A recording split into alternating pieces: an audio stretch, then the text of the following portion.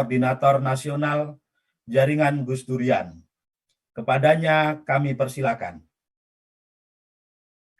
Assalamualaikum warahmatullahi wabarakatuh. Salam sejahtera. Sebelum memulai, saya ingin menyampaikan mengapa saya memilih hanya menggunakan 2 salam ini. Saya tentu ingin menghargai semua dan setiap agama dan keyakinan di bumi Nusantara, bukan hanya yang diakui formal oleh negara. Tetapi untuk itu saya tidak mungkin menyebutkannya satu persatu saking beragamnya Indonesia. Karena itu, saya mengucap Assalamualaikum karena saya seorang Muslim, dan saya mengucap salam sejahtera karena saya seorang warga Indonesia. Saya sampaikan ini agar Bapak, Ibu, Saudara-saudari saya yang terbiasa dengan 6 salam tidak merasa saya tinggalkan. Pagi ini kita memperingati 76 tahun lahirnya negara Indonesia. Bulan Agustus biasanya menjadi bulan perayaan Indonesia, di mana rakyat berkumpul di pusat-pusat lingkungan tempat tinggalnya untuk berbagai seseruan yang telah menjadi tradisi bersama. Mulai dari parade, gotong royong, tirakat kemerdekaan, panggung gebiar kemerdekaan, serta lomba-lomba mulai dari makan kerupuk sampai lomba panjat pinang di seluruh penjuru tanah air. Tua, muda, miskin, kaya, siapa saja hadir dan terlibat merayakan keberagaman dan persatuan. Agustusan juga menjadi momen untuk menyelami kembali tentang sebuah gagasan bernama Indonesia, di mana negerinya gemah ripah loh jinawi, rakyatnya adil makmur sentosa, dengan membentuk pemerintah negara Indonesia yang melindungi segenap bangsa Indonesia dan seluruh tumpah darah Indonesia,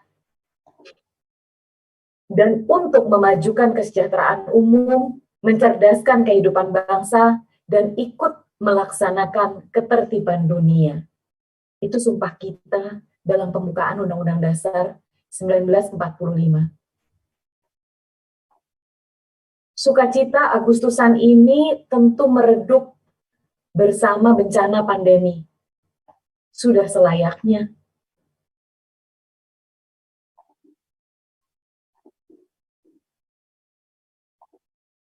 Tahun 2021 menjadi tahun kedua kita memperingati kelahiran negara bangsa ini dalam aura penuh keprihatinan.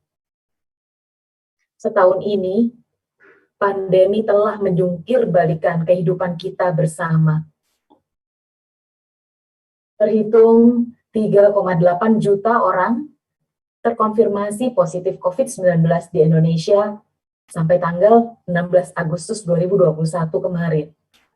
Secara resmi, tercatat lebih dari 118.000 orang meninggal dunia, dan sebagian besarnya terjadi dalam waktu 2 bulan terakhir. Ini pun data yang kita tahu tidak merefleksikan realita yang sesungguhnya. Para epidemiolog memperkirakan angka faktualnya berkisar antara 5 sampai 8 kali lebih besar. Kawasan-kawasan pemakaman baru yang dalam waktu cepat tertutup pusara menjadi saksi tak terbantahkan betapa akbar jumlah kematian akibat pandemi ini. Pahit bagi kita untuk mengakui bahwa saat ini kita tidak mampu memenuhi cita-cita untuk melindungi segenap bangsa Indonesia. Sangat besar jumlah warga yang mengingkari pandemi dengan sikap abai protokol kesehatan maupun menghindar dari sistem layanan kesehatan. Seorang teman mengatakan di desanya 4-6 orang meninggal dunia setiap hari, tapi itu karena pagebluk, bukan COVID-19. Orang tetap tamasya tanpa peduli pada kemungkinan terbawa bencana. Bila sakit, larilah dari rumah sakit agar tidak di-COVID-kan. Tidak usah vaksin karena tidak terjamin. Kata Dr. Panduryono, yang terjadi adalah herd stupidity. Kebodohan massal. Dan barangkali ini refleksi kegagalan kita mencerdaskan kehidupan bangsa. tidak hanya dalam hal pemahaman pandemi. Pandemi ini memberikan pukulan besar kepada keluarga-keluarga Indonesia. Kementerian Sosial mencatat lebih dari 11.000 anak kehilangan orang tua akibat COVID-19. Penduduk miskin meningkat menjadi 27,4 juta jiwa di bulan Maret 2021. Kelompok pekerja informal menjadi lapisan pertama yang terpukul oleh hilangnya pendapatan harian akibat tiadanya mitigasi berupa perlindungan sosial bagi mereka. Karena malangnya, bantuan sosial justru sempat dikorupsi. Sebagai dampak ikutannya, tantangan kehidupan keluarga pun meningkat. Angka perceraian meningkat. Kasus kekerasan terhadap anak meningkat. Terutama terkait pembelajaran daring yang melibatkan orang tua yang tidak siap.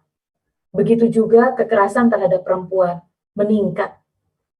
Dalam jangka panjang, kecenderungan baru ini berpotensi menyulut kebiasaan kekerasan berulang.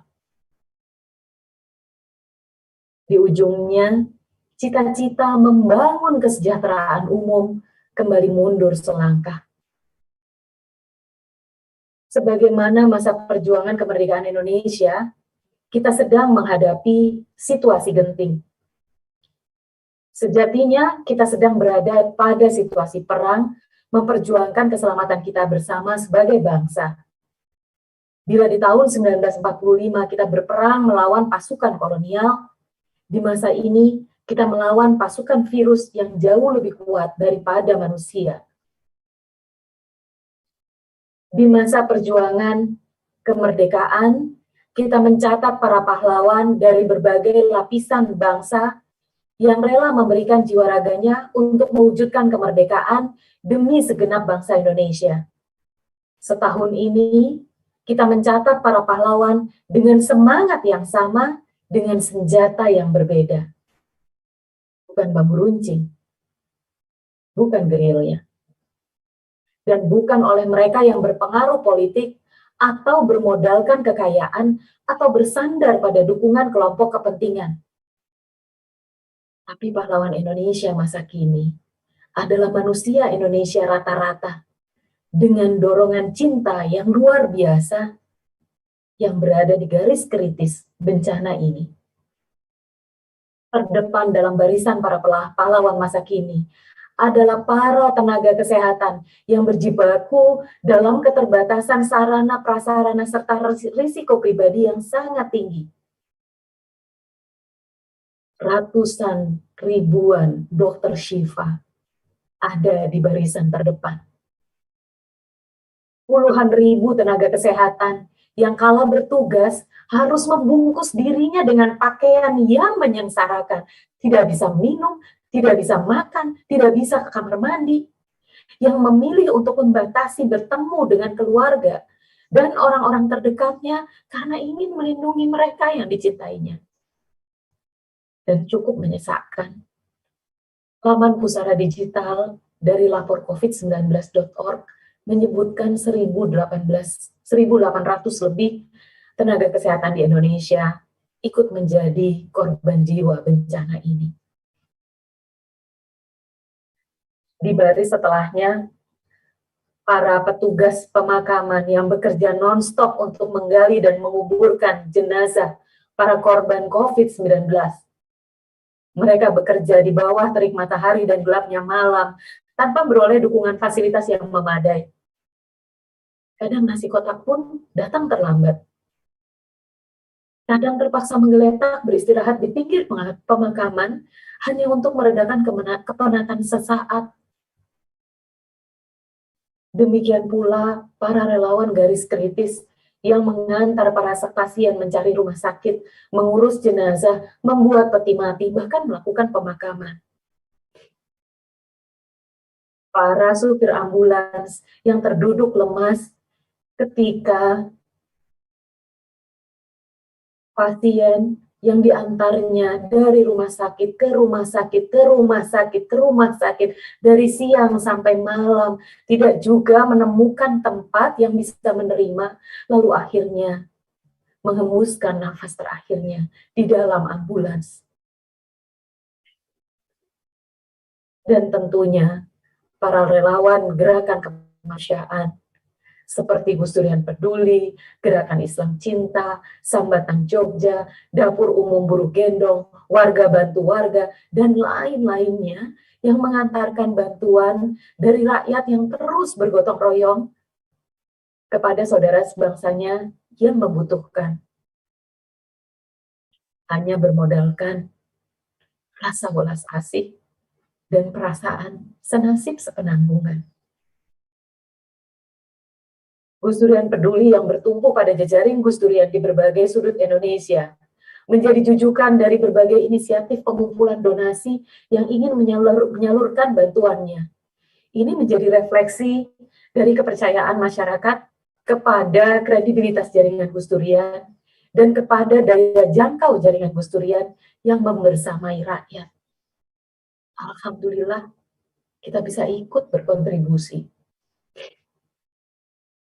Para tenaga kesehatan, para penggali kuburan, para relawan, mereka inilah para pahlawan Indonesia era modern yang maju ke depan menghadapi tantangan zaman walau medan pertempuran penuh dengan keterbatasan dan ranjau yang membahayakan, yang tidak pernah terpikir untuk menjadi pahlawan, hanya bergerak karena panggilan tugas pelayanan.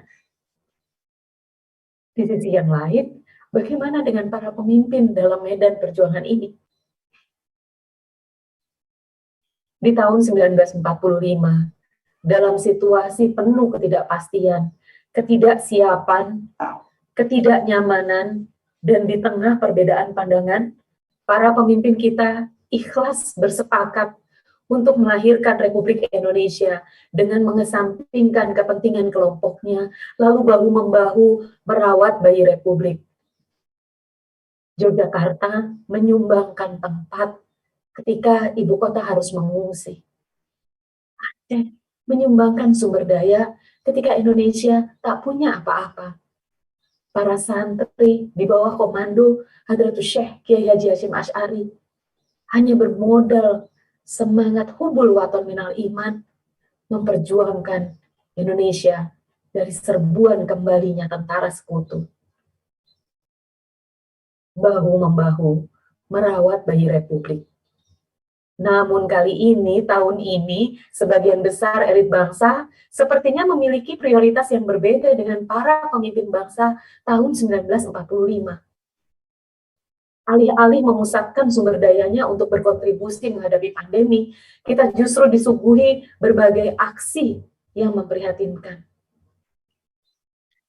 Ada pernyataan pejabat yang meremehkan pandemi, ada pernyataan antar pejabat yang saling menegasikan, ada kebijakan pemerintah daerah yang tidak selaras dengan pemerintahan di atasnya, ada korupsi data pandemi hanya untuk mempersolek diri di mata publik pemilihnya, ada bantuan sosial yang dikorupsi, ada kehebohan yang mulia wakil rakyat di parlemen yang menuntut perlakuan istimewa seperti rumah sakit khusus bagi wakil rakyat dan fasilitas isolasi mandiri di hotel ketika yang lainnya, ketika rakyat yang diwakilinya harus mencari tempat karena diusir dari kampungnya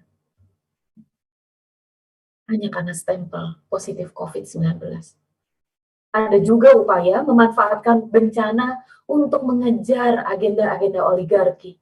Dan yang paling epik adalah ada baliho-baliho, wajah-wajah tokoh nasional.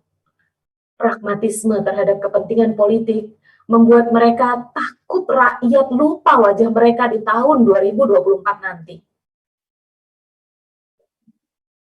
Sebagaimana disampaikan lugas oleh Buya Syafi'i Ma'arif, negeri ini surplus politisi minus negarawan. Tahun 2021 ini kita tidak pantas merayakan kemerdekaan kita dengan pesta. Keprihatinan ini tidak hanya demi menghormati jutaan jiwa yang terdampak bencana pandemi ini. Lebih dari itu, Pesta kemerdekaan tidak pantas kita lakukan, karena tahun ini kita belajar lebih banyak tentang pekerjaan rumah kita yang masih jauh dari cita-cita membangun negeri yang adil, makmur, sentosa. Tahun ini, kita perlu memperingati kemerdekaan dengan menghaturkan penghargaan kepada para pahlawan Indonesia hari ini. Tanpa mereka yang berada di garis kritis pandemi, entah bagaimana kondisi rakyat kita. Yang sakit tak akan tertolong, yang membutuhkan bantuan tak akan terlayani, yang bersedih tak akan ada yang menemani. Tahun ini, kita pantas memperingati kemerdekaan bangsa ini dengan menata hati dan menata diri, bersiap untuk menata langkah. Kita langitkan doa untuk memperkuat nurani dan keteguhan jiwa. Tidak perlu bertekad untuk menjadi pahlawan negara. Hanya perlu menetapkan hati untuk berkhidmah bagi bangsa, untuk Indonesia kuat, untuk Indonesia sehat. Sebagai para penerus perjuangan Gus Dur, kita telah diberi inspirasi untuk tidak berhenti mencintai Indonesia. Kita telah diberi inspirasi untuk bergerak demi bangsa Indonesia. Kita telah diberi inspirasi untuk memberi, tidak hanya mengambil dan menerima dari pertiwi. Kita telah diberi inspirasi untuk bertindak, tidak hanya berpikir dan berbicara. Kita telah diberi inspirasi untuk berjuang untuk cita-cita kita. Dan kita telah diberi inspirasi untuk tidak mengharap imbalan selain dari tujuan perjuangan itu sendiri.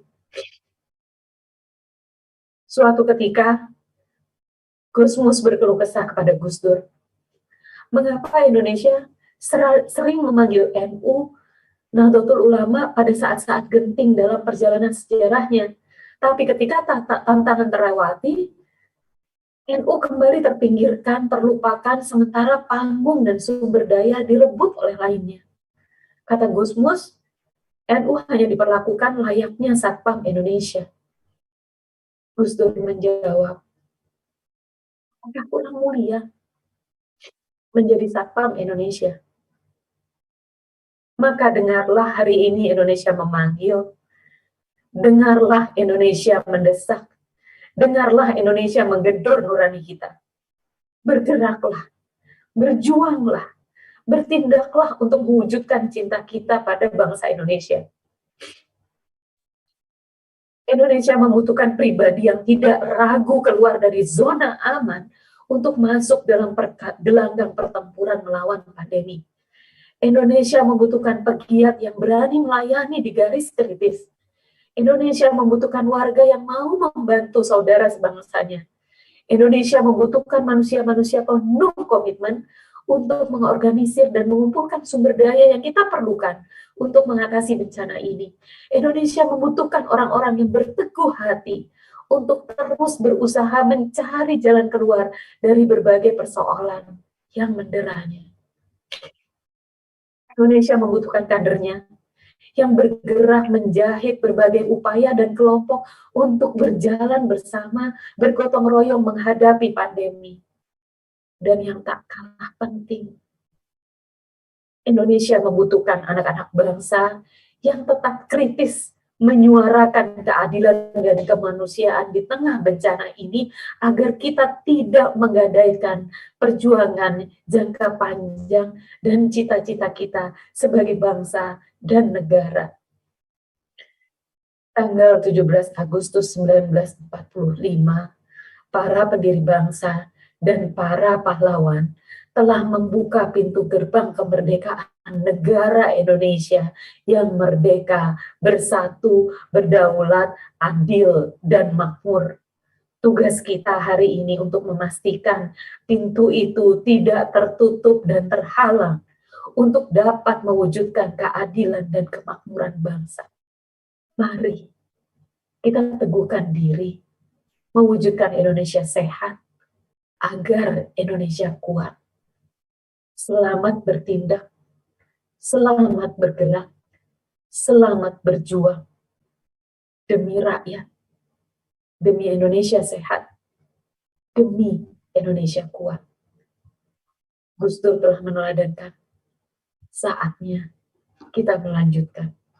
Wallahul muwaffiq ila aqwamit thoriq. Assalamualaikum warahmatullahi wabarakatuh.